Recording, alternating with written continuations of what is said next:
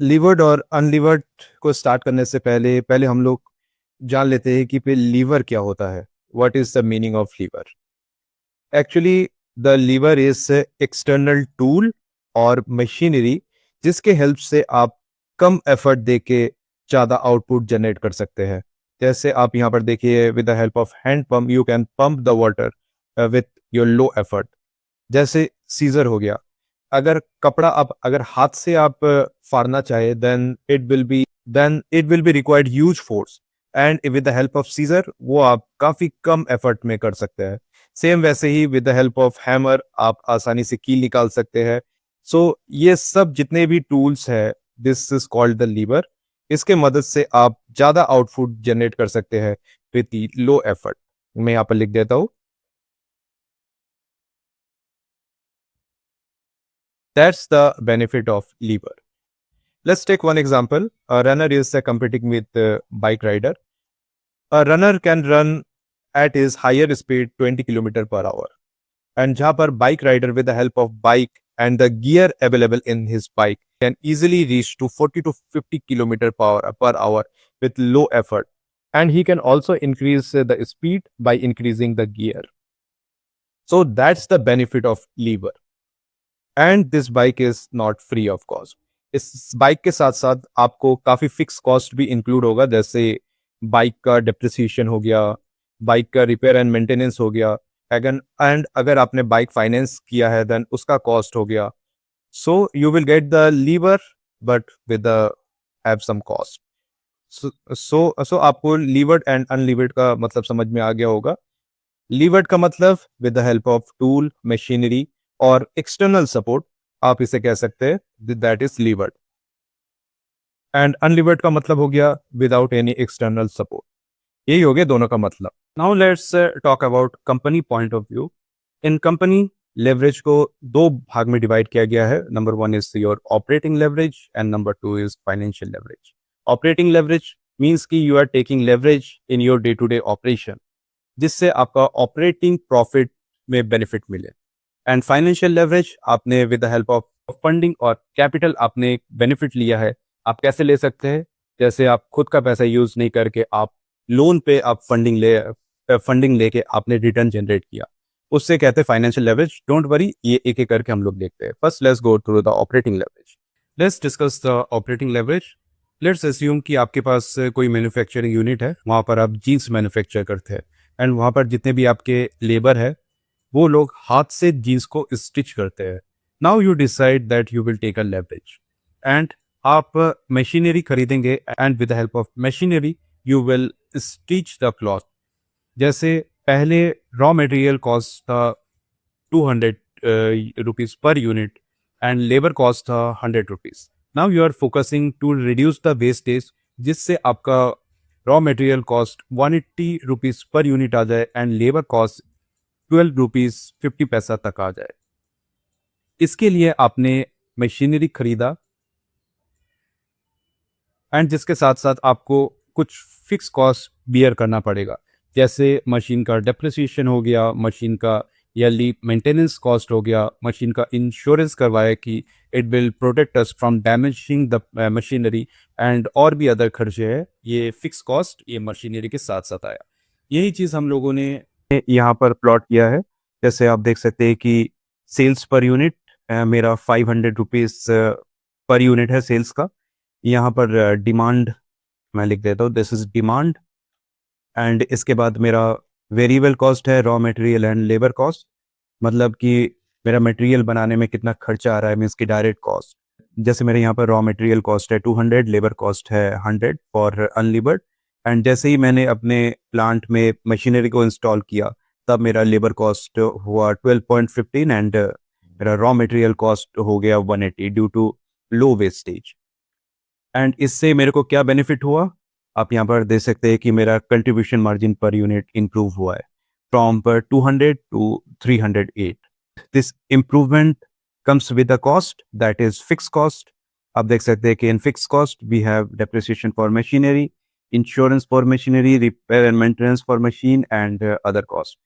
हम लोग यहाँ पर assume करके चल रहे हैं कि for unlevered only labor will be manufacture the product without any external support.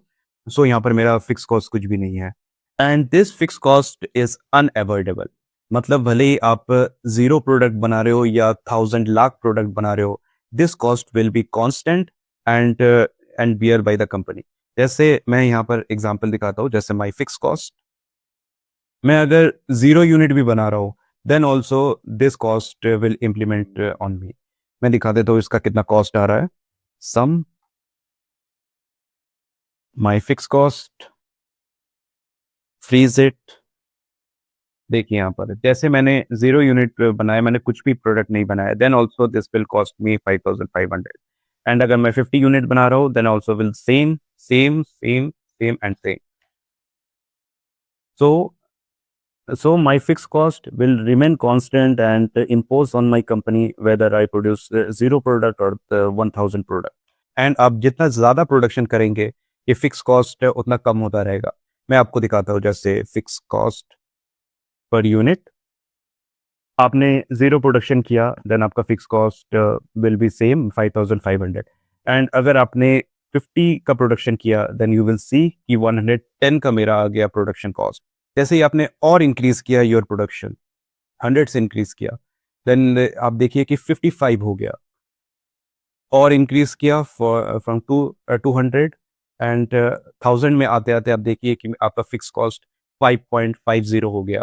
Means कि इन लीवर आप जितना ज़्यादा प्रोडक्शन करेंगे उतना ही बेनिफिट आपको फिक्स कॉस्ट में मिलेगा। Let's take example, a runner is competing with a bike rider, means की मोटर बाइक राइडर।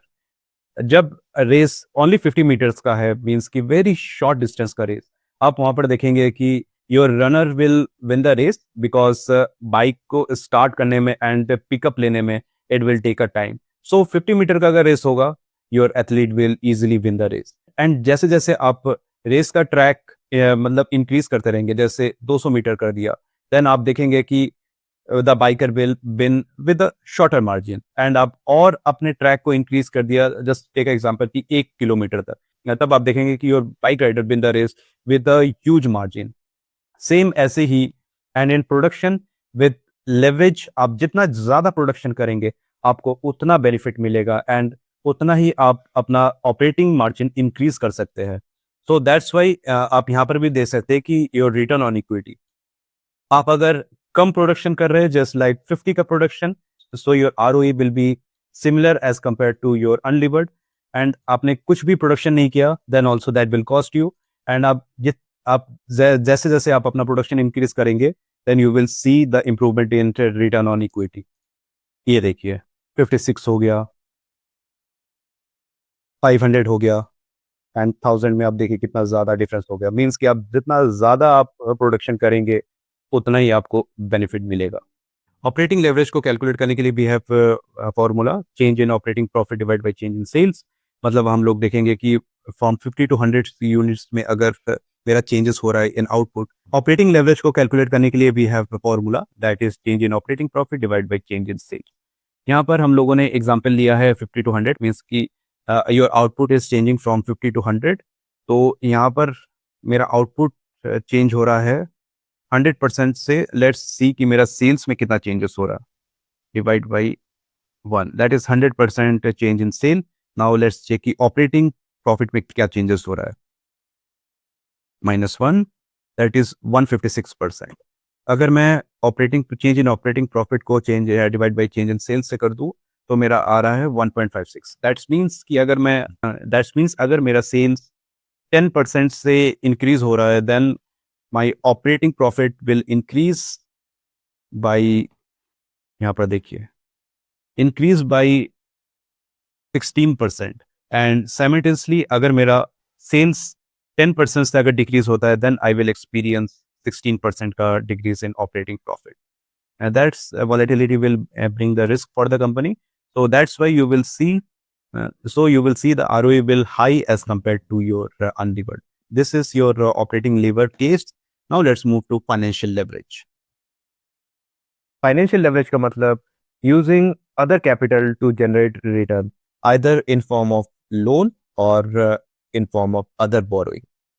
आप लोगों ने ऑप्शन ट्रेडिंग में देखा होगा कि अगर आप अपना 1000 का कैपिटल लाते हैं देन उस पे आपको ब्रोकर ऑलमोस्ट 10x तक का आपको लेवरेज दे देता है। दैट मीन्स कि you can buy 10,000 worth of assets by using leverage. And अगर आपने इस 10,000 पे 1% का आपने रिटर्न जनरेट किया, देन आप देखेंगे कि आपके इन्वेस्टमेंट पे आपने 10% का रिटर्न जनरेट किया। सेम ऐसे ही अगर आपने 1% का लॉस किया, तब आप देखेंगे कि आपका 10% कैपिटल वाइप आउट हो जाएगा। That's the advantage and disadvantage of financial leverage. यहीं पर ही मैंने आपको समझाने के लिए एक एग्जाम्पल दिया है। आप यहाँ पर देखिए, अगर मैं नेक्स्ट इन्वेस्टमेंट ओनली इक्विटी से ले रहा हूँ, मीन्स कि मैं अपना खुद का पैसा बिजनेस में इन्वेस्ट कर रहा हूँ फॉर अपकमिंग प्रोजेक्ट, तो मेरा एसेट से अगर मैं 25% रिटर्न जनरेट कर रहा हूँ, देन मेरा आरओई भी 25% ही रहेगा, क्योंकि मैंने खुद का पैसा बिजनेस में इन्वेस्ट किया है। एंड जितना एसेट रिटर्न जनरेट करेगा, that will be my ROE. On the other hand, अगर मैं लीवर्ड में आ जाऊँ कि with the help of support of external fund, जैसे इन दिस सिनेरियो मैं लोन कंसीडर कर रहा हूँ कि for upcoming project I will take a loan, उससे अगर मैं अपना एसेट से 25% रिटर्न जनरेट कर रहा हूँ, देन आप रिटर्न ऑन इक्विटी देखिए, that is increasing, because I am taking a leverage, means I am using the other borrowing fund to increase my return.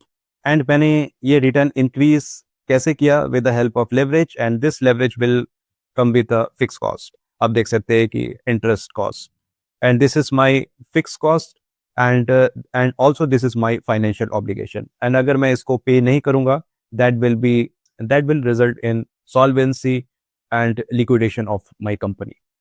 तो there is a risk involve.